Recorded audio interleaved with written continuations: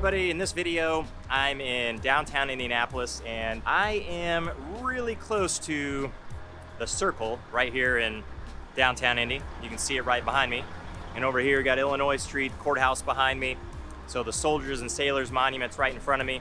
And we're going to talk about this right here just a little bit in Indianapolis. So the question I hear sometimes, are the roads bad in Indianapolis? Or another version of that, are the roads always bad in Indianapolis? Or what can I expect associated with that? So we'll get into that in this video just a little bit. Stay tuned. Hey everybody, I'm Jason Compton with the Compton Home Group. Welcome back to the channel. If this is your first time to the channel and you want to know everything there is to know about, of course, living in Indianapolis, construction in Indianapolis, any of the cities and towns surrounding Indianapolis, then make sure you hit that subscribe button. Also tap the little bell so you're notified every time we do a new video. Now, we have people reaching out to us from all over the country with questions about Indianapolis, what it's like to live here, what might be the best fit for somebody living in Indianapolis or any of the cities and towns surrounding Indianapolis. So if you have questions at all about anything Indy or surrounding Indy, then make sure you reach out any way that you know how. We'll always have your back with those questions, and we'll certainly have your back when it comes time for you to make your move to the Indy Metro. All right, guys, so I am on Monument Circle right now, and right over here to the right, Soldiers and Sailors Monument. Came down here actually to shoot this video and had to do a few other things as well, and it's just a cool place to be. There's always nice energy here, a lot of people, and it's actually during the week, midday or so, and a lot of people out. So there's always something going on around this area.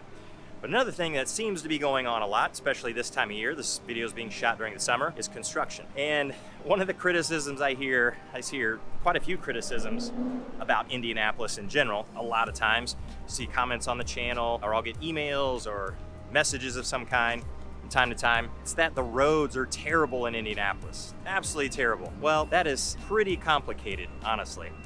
Do I agree that there's some roads that need some work in Indianapolis? Yes, you better believe it. Have I ever been frustrated by the roads in Indianapolis? Yeah, without a doubt.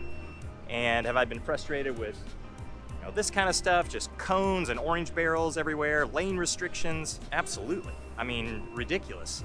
There's some times where I'm gonna be right on time for something, not late, but right on time, and I get into a jam and it makes me a little bit late. So it's always nice to push the blame off on something else, isn't it? But I should just leave earlier. That's what I normally do. Just try to get there a bit early. But yeah, there's some roads that are under construction right now because during the spring, summer, fall, this is in the Midwest, the best weather for working on a lot of these things. You get in the middle of the winter, it's not that road construction doesn't happen in the winter, it does, but you get the big projects happening in the summer.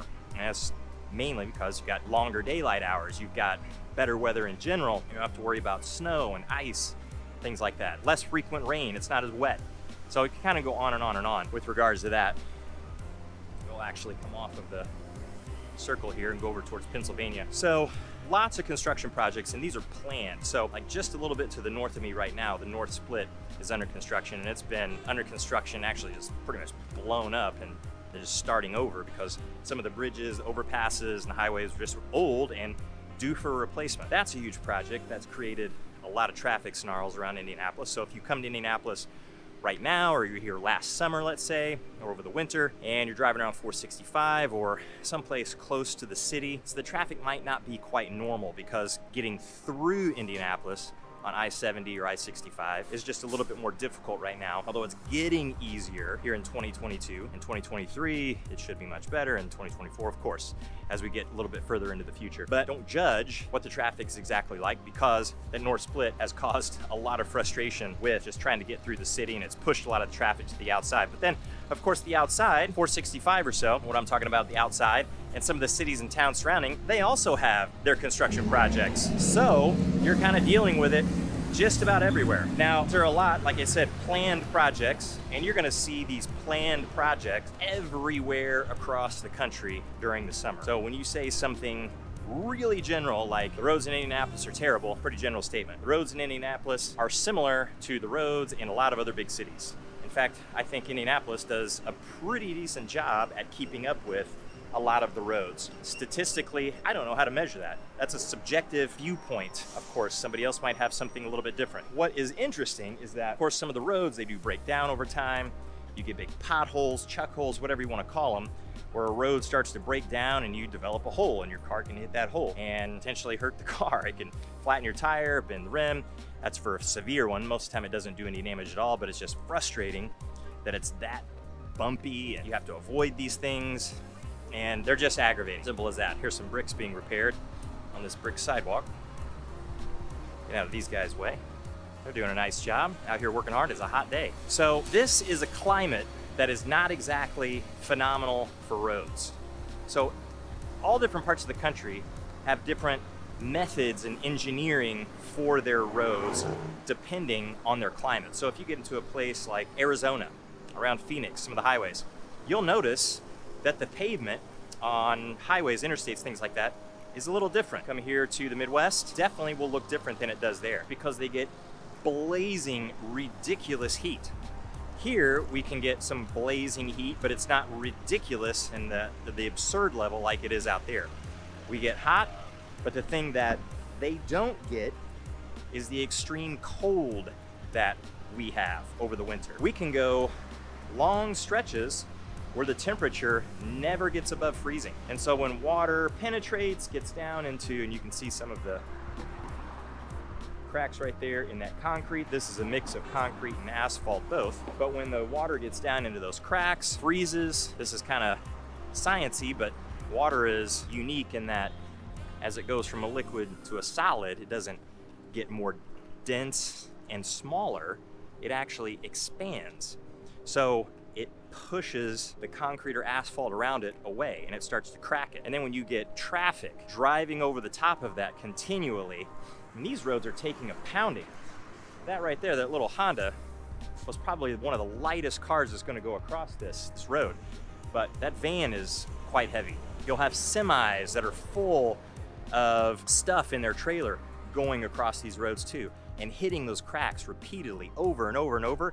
Of course, it's going to break down. So you'll see from time to time, I've seen this in the past, these memes where they'll show a Roman road that's built using pavers or cobblestones, something like that, and it stood there for a super long period of time. Well, a little different engineering practice, one that probably would be a whole lot more expensive to do here, but also they don't have the traffic that a lot of these roads have. They don't have the weighted vehicles that a lot of these roads have.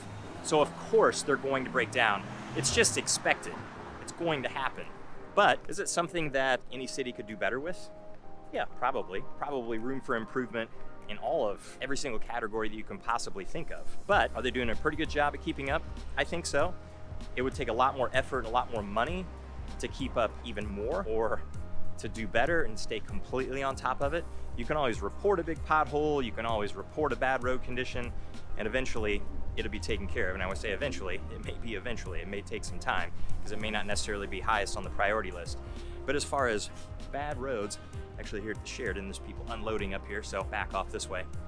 Bad roads in Indianapolis. When somebody says all the roads are bad in Indianapolis, that's a blanket statement, and it's one that I just don't feel like is extremely fair, and it's certainly one that really isn't true. There are a lot of roads in Indianapolis that are in fantastic shape, they're well cared for, and there are some roads that probably need some attention and have needed some attention for a long time. The cities and towns that surround Indianapolis, they all have their own story because they're all different than Indianapolis, and they're going to be, in many cases, taken care of differently, but in some cases not, but in many cases they are. So in general, I would say they aren't the worst roads in the world, not even close, not the worst roads in the country, not even close, and just in general, not all that bad. Blanket statements about everything being bad, blanket statements about everything being good as well, can also be dangerous. So if you have questions at all about anything here in Indianapolis as far as the conditions are concerned and how it might affect you, then reach out any way that you know how. And until the next one, we'll see you later.